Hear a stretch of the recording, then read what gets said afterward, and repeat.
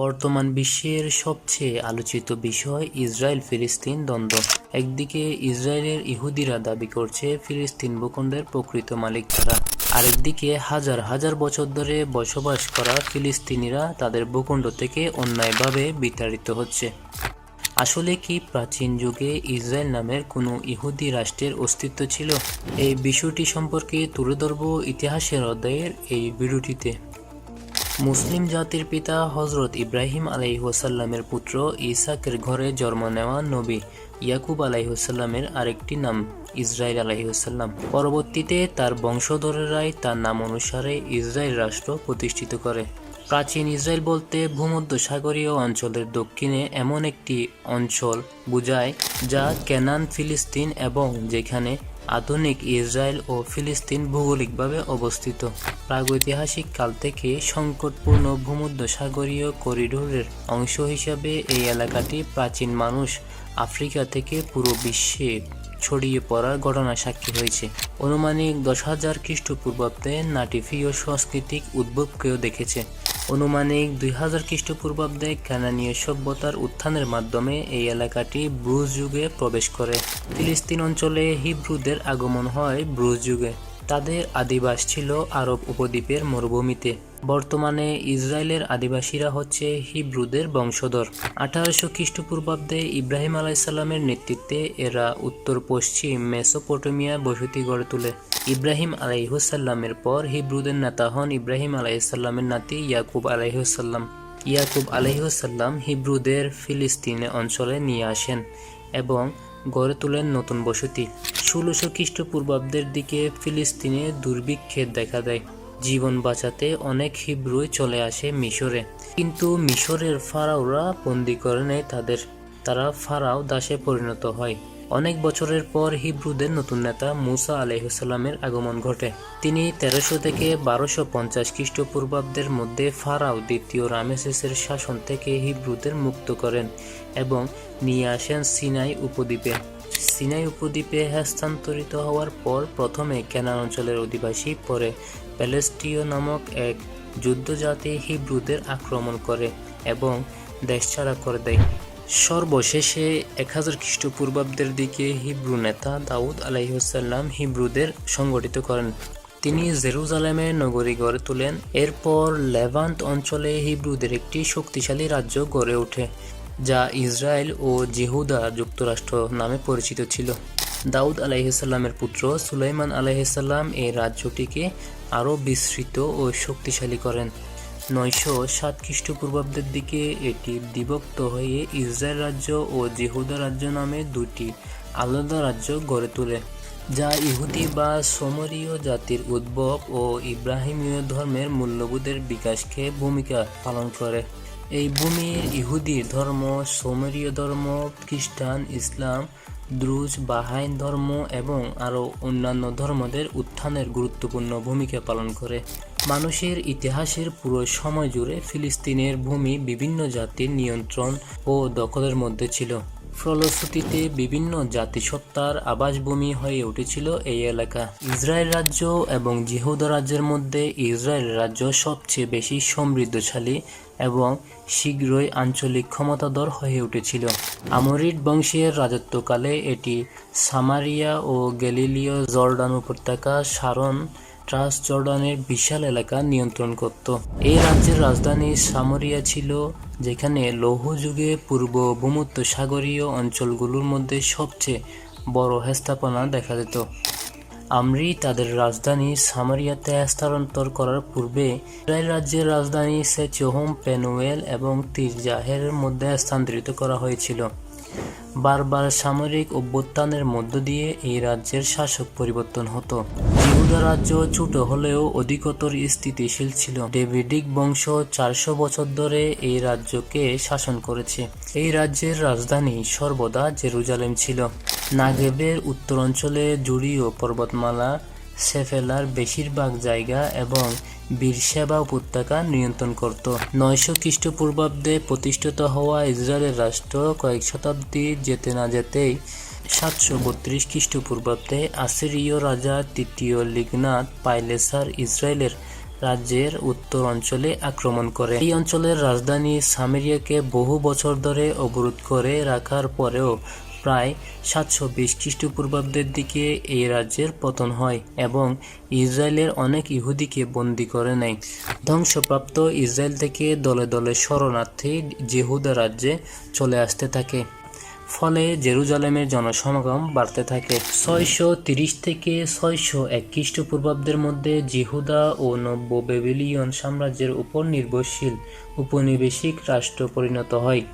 601 খ্রিস্টপূর্বাব্দে জিহুদার রাজা জেগোয়াহিম বেবিলনের প্রধান শত্রু মিশরের সাথে মিত্রতা তৈরি করেন। জেহুদার রাজার এই মিত্রতার ব্যাপারে জেহুদার নবী জেরেমিয়া তীব্র আপত্তি জানান। জেহোয়াকিমের কাজের শাস্তি হিসাবে বেবিলিয়নরা 597 খ্রিস্টপূর্বাব্দে জেরুজালেমকে অবরোধ করে ফেলে সম্পূর্ণ শহর আত্মসমর্পণ করে। এই পরাজয়ের ইতিহাস বিজয়ী বেবিলিয়নরা রচনা করেছিল। 538 খ্রিস্টপূর্বাব্দে পারস্যের খাকমনীষী সাম্রাজ্যের প্রতিষ্ঠাতা মহান কুরুশ বেবিলনকে পরাজিত করে তার সাম্রাজ্যের বিস্তার করেন। সাইরাস একটি ঘোষণাপত্র জারি করেন যেখানে বেবিলিয়নদের দ্বারা দাসত্বের শিকার হওয়া সকল ইহুদিদের ধর্মীয় স্বাধীনতা দেওয়া হয়।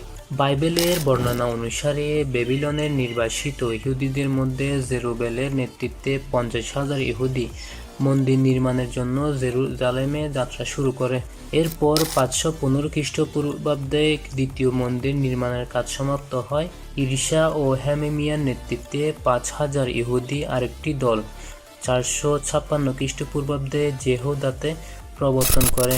এর জার হতে এই অঞ্চলে ধর্মীয় অনুশাসন বাস্তবায়নের দায়িত্বে এবং নেহেমিয়ার হাতে প্রশাসনিক ক্ষমতা পরিচালনার ভার পারস্যের রাজা সমর্পণ করেন।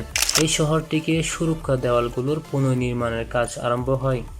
এই দেশটি 332 খ্রিস্টপূর্বাব্দ পর্যন্ত ইয়েহুদ নামে খামেশি সাম্রাজ্যের একটি নতুন প্রদেশে পরিণত হয়। 332 খ্রিস্টপূর্বাব্দে মেসোডোনিয়া রাজ্যের রাজা আলেকজান্ডার দ্য গ্রেট পারস্যের সাম্রাজ্যের বিরুদ্ধে যুদ্ধের সময় এই অঞ্চলটি দখল করে নেন। তার হঠাৎ মৃত্যুর পর 332 খ্রিস্টপূর্বাব্দে তারই সেনাপতি এই সাম্রাজ্যকে ভাগ করেন। এতে করে জিহুদা সেলেউসিড সাম্রাজ্য ও মিশরের টালেমিক রাজ্যের মধ্যে সীমান্তবর্তী রাজ্যে পরিণত হয়। টলেমীয় শাসকের 100 বছর পর 200 খ্রিস্টপূর্বাব্দে পামেনীয় যুদ্ধের সময় সেলিউসিড সাম্রাজ্যের জিহুদিয়াকে দখল করে নেয়। হেলেনিস্টিক শাসকগণ সাধারণত ইহুদি সংস্কৃতি এবং তাদের প্রতিষ্ঠানগুলোকে সম্মান করত। রোমান সরকারের দমন নিপীড়ন নীতি কিছু লোকের অধিকতর ধনী হওয়ার পক্ষান্তরে জনসাধারণ তীব্র দরিদ্রের শিকার হওয়া, একই শহরে ইহুদি ও পেগানরা থাকায় তাদের মধ্যে মতের অমিলন এবং রোমান ও ইহুদিদের মধ্যে ধর্মীয় উত্তেজনা বৃদ্ধি পাওয়ার পরিণামই হলো এই যুদ্ধ। যুদ্ধের ইহুদিরা তাদের রাজ্যের নাম রাখে ইসরায়েল। যদিও ইসরায়েলিরা প্রাথমিকভাবে বিজয় হয়েছিল, কিন্তু তাদের পারস্পরিক বিরোধী অভিপ্রায়ের মোটেও গোটা ইহুদি সম্প্রদায় নানা দলে উপদলে বিভক্ত হয়ে পড়ে। এই দ্বন্দ্বকে কাজে লাগিয়ে রোমান সেনা তাদের ভবিষ্যৎ সম্রাট ভেসপাসিয়ান এবং তার পুত্র টামস্টামের নেতৃত্বে ইহুদিদের একটি দুর্গ দখল করেন। তাদের খাদ্য রসদ এবং শহর ধ্বংস করে ফেলে। 700 খ্রিস্টাব্দে 5 মাসের অবরোধের পর জেরুজালেম এবং দ্বিতীয় মন্দির সম্পূর্ণ ধ্বংস করে ফেলা হয়। এই যুদ্ধে হেরে যাওয়ার ফলে ইহুদিদের জনসংখ্যা ধর্মীয়, রাজনৈতিক এবং অর্থনৈতিক নানা ক্ষেত্রে প্রভাবিত হয়েছিল। অনেক ইহুদি মারা গিয়েছিল, অনেককে বন্দী করে রাখা হয়েছিল, জোরপূর্বক তাদের ঘর থেকে বিতাড়িত এবং অনেককে দেশ ছাড়তে বাধ্য করা হয়েছিল। যদিও অল্প কিছু ইহুদি ফিলিস্তিনের ছদ্মবেশে বসবাস করত। এরপর 635 সালে তৎকালীন পরাশক্তি রোমান বাইজেন্টাইন সাম্রাজ্যের কাছ থেকে মুসলিমরা ফিলিস্তিন বিজয় করে তাদের অধীনে নিয়ে আসেন। লেক্সিকোগ্রাফার ডেভিড বেন আব্রাহাম আল ফার্সির মতে ফিলিস্তিনের মুসলিম বিজয় দেশটি ইহুদি নাগরিকদের স্বস্তি এনে দেয়। এর আগে বাইজেন্টাইন সাম্রাজ্যের সময়ে মন্দিরে প্রার্থনা করা ইহুদিদের জন্য নিষেধ ছিল।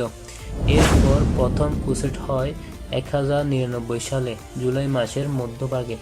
জেরুজালেমের গভর্নর চাপের মুখে আত্মসমর্পণ করে এবং এভাবে প্রথম ক্রুসেডে মুসলিমদের উপর বিজয় লাভ করেন খ্রিস্টানরা পুনরায় ফিলিস্তিন দখল করে নেয়। 1187 সালে সালাউদ্দিন আইয়ুবীর নেতৃত্বে পূর্ণ ফিলিস্তিন মুসলিমদের দখলে আসে। তৃতীয় ক্রুসেডের পর রাজ্যটি 1192 সালে আক্কায় পুনঃপ্রতিষ্ঠিত হয় এবং 1292 সালে শহরটি মামলুকদের দ্বারা ধ্বংস না হওয়া পর্যন্ত টিকে ছিল। এরপর অটোমান সাম্রাজ্যের বিস্তারের সময় অটোমান সাম্রাজ্যের প্রথম খলিফা সুলতান সেলিম খান ফিলিস্তিনকে অটোমান সাম্রাজ্যের অধীনে নিয়ে আসেন। প্রথম বিশ্বযুদ্ধের সময় উসমানীয় খলিফা ছিলেন ব্রিটেন বিরোধী জোটে। তখন যুদ্ধজয়ী ফিলিস্তিনিদের সহযোগিতা পাওয়ার আশায় 1917 সালে ব্রিটিশ পররাষ্ট্রমন্ত্রী লর্ড বেলফোর যুদ্ধে জয়ী হলে এই ফিলিস্তিন ভূখণ্ডে একটি স্বাধীন রাষ্ট্র প্রতিষ্ঠা হবে বলে ফিলিস্তিনিদের আশ্বাস দেন, যা ইতিহাসে বেলফোর ঘোষণা হিসাবে পরিচিত। যেহেতু ফিলিস্তিন অঞ্চলে আরবীয়রা ছিল ইহুদিদের তুলনায় কয়েক গুণ বেশি, সেহেতু ঘোষণাটি তাদের অনুকূলে ছিল। প্রথম বিশ্বযুদ্ধের সময় ব্রিটেনের প্রয়োজনে দুর্লভ বোমা তৈরি করার ও কৃত্রিম ফসফরাস তৈরি করতে সক্ষম হন ইহুদি বিজ্ঞানী ডক্টর হেজ বাইজম্যান। ফলে আনন্দিত ব্রিটিশ প্রধানমন্ত্রী জানতে চাইলেন কী ধরনের পুরস্কার তিনি চান। উত্তর ছিল, অর্থ নয়, আমার স্বজাতির জন্য এক টুকরো ভূমি, আর তা হবে ফিলিস্তিন। ফলে ফিলিস্তিন ভূখণ্ড ইহুদিদের হাতে তুলে দেওয়ার জন্য মানসিকভাবে প্রস্তুতি নেয় ব্রিটেন। প্রথম বিশ্বযুদ্ধে জয়ের পর ব্রিটেনের ফিলিস্তিনের স্বাধীনতা দেওয়ার অঙ্গীকারে 1918 সাল থেকে 30 বছর দেশটিকে নিজের অধীনে রাখেন। মূলত এই সময়টি ফিলিস্তিনকে আরব শূন্য করার জন্য কাজে লাগায় মার্কিন শক্তি। যে ফিলিস্তিনিরা স্বাধীনতার আশায় ব্রিটিশদের বিশ্বাস করে উসমানীয়দের বিরুদ্ধে বিদ্রোহ করে, ব্রিটিশরা ফিলিস্তিন বিজয়ের পর সেই বিজয়ের সঙ্গী আরবদের বিরুদ্ধে গুপ্ত হত্যা এবং ফিলিস্তিন থেকে আরবদের বিতাড়িত করার ষড়যন্ত্রে লিপ্ত হয়। 1920 সালে জাতিপুঞ্জ ঘোষণার মাধ্যমে ব্রিটিশরা ম্যান্ডেরটি ফিলিস্তিন প্রতিষ্ঠা করে। ব্রিটিশ কর্তৃত্ব প্রতিষ্ঠার পর বিশ্বের বিভিন্ন দেশ থেকে দলে দলে ইহুদিরা ফিলিস্তিনে জড়ো হতে থাকে, যাকে আলিয়াহ বলা হয়। এরপর ব্রিটিশ সরকার একদিকে ইহুদিদের জন্য ফিলিস্তিন উন্মুক্ত করে দেয়, অন্যদিকে ব্রিটিশ বাহিনীর সহযোগিতায় ইহুদি মিলিশিয়ারা ফিলিস্তিনিদের বিতাড়িত করে নিজেদের অবস্থান শক্ত করতে থাকে। তার মধ্যে প্রধান সংগঠন ছিল হাগানা, ইরগুন ও স্টার গ্যাং, যারা হত্যায় ষড়যন্ত্র, ধর্ষণ, ধ্বংসযজ্ঞ সৃষ্টির মাধ্যমে ফিলিস্তিনিদের বাধ্য করে ফিলিস্তিন ছেড়ে চলে যেতে। সংগঠনগুলোর গণহত্যার কথা যখন আন্তর্জাতিকভাবে প্রচারিত হয়েছিল, তখন পরিস্থিতিকে নিজের অনুকূলে আনার জন্য গুপ্ত সংগঠন হাগানা বেছে নেয় আত্মহনন পন্থা। 1940 সালে এস প্রেটিয়া নামক একটি জাহাজকে হাইফাই বন্দরে উড়িয়ে দিয়ে 276 জন ইহুদিকে হত্যা করে। 1942 সালে আরেকটি জাহাজকে উড়িয়ে দিয়ে 770 জন ইহুদিকে হত্যা করে। উভয় জাহাজে করে ইহুদিরা ফিলিস্তিনে আসছিল, আর ব্রিটিশরা সামরিক কৌশলগত কারণে জাহাজ দুটিকে ফিলিস্তিনের বন্দরে ভিড়তে দিচ্ছিল না। হাগানা এভাবে ইহুদিদের হত্যা করে বিশ্ব জনমতকে নিজেদের পক্ষে আনার চেষ্টা করে। পাশাপাশি ইহুদিদের বসতি স্থাপন এবং আরবদের উচ্ছেদকরণ চলতে থাকে খুব দ্রুত। এর ফলে 20 লাখ বসতির মধ্যে বহিরাগত ইহুদির সংখ্যা বেড়ে দাঁড়ায় 5,40,000। এই সময়ই 1947 সালের 29 নভেম্বর ইহুদি রাষ্ট্র প্রতিষ্ঠার লক্ষ্যে মার্কিন চাপে জাতিসংঘে ভোট গ্রহণ করা হয়। তাতে 33টি রাষ্ট্র ফিলিস্তিনে ইহুদি রাষ্ট্র প্রতিষ্ঠার পক্ষে, 13টি বিপক্ষে এবং 10টি ভোট প্রদান বিরতি থাকে। প্রস্তাব অনুযায়ী মোট জনসংখ্যার 1/4 হয়েও ইহুদিরা পেল ভূমির 57% আর ফিলিস্তিনিরা পেল ভূমির 43%। প্রস্তাবিত ইহুদি রাষ্ট্রটি উত্তর পশ্চিম সীমানা ছিল অনির্ধারিত, ফলে ভবিষ্যতে ইহুদিরা সীমানা বাড়াতে পারে। এভাবে ইহুদিদের কাঙ্ক্ষিত ইসরায়েল রাষ্ট্র প্রতিষ্ঠা নিশ্চিত হয়ে পড়ে। ফিলিস্তিন অঞ্চলে কার্যরত মালিকানা লাভের পর ইহুদি বসতি বাড়ানোর লক্ষ্যে এবং ফিলিস্তিনিদের উচ্ছেদ করার উদ্দেশ্যে রাতে তাদের ফোন লাইন, বিদ্যুৎ লাইন কাটা, বাড়িঘরে গ্রেনেড নিক্ষেপ, জোর করে জমি দখল এবং বিভিন্নভাবে নারী নির্যাতনের মতো কাজে জড়িয়ে পড়ল স্থানীয় ও বহিরাগত ইহুদি ও সরকারের মদতপুষ্ট সেনাবাহিনী। ফলে লাখ লাখ ফিলিস্তিনিরা আরব দেশ ত্যাগ করতে বাধ্য হয়। এরপর 1948 সালে 12 মে রাত 12:01 ইসরায়েল রাষ্ট্রের ঘোষণা করে ইহুদি জায়নবাদীরা, যাদের প্রধান ছিলেন দাভিদ বেন-গুরিয়ন। 10 মিনিটের ভেতর যুক্তরাষ্ট্র ইসরায়েলকে স্বাধীন রাষ্ট্র হিসাবে স্বীকৃতি দেয়। তারপর সোভিয়েত ইউনিয়ন ও ব্রিটিশ স্বীকৃতি দেয়। এর মাধ্যমে 732 খ্রিস্টপূর্বাব্দে আসিরীয় রাজা তৃতীয় লিগনাত পাইপেসার দ্বারা ধ্বংস হয়ে যাওয়া ইসরায়েল রাষ্ট্র ষড়যন্ত্রের মাধ্যমে আবার প্রতিষ্ঠিত লাভ করে। ইতিহাসের অধ্যায়ের ইসরায়েলের ইতিহাস নিয়ে তৈরি করা এই ভিডিওটি যদি আপনাদের ভালো লেগে থাকে তাহলে চ্যানেলটি সাবস্ক্রাইব করে পাশে থাকার অনুরোধ রইল।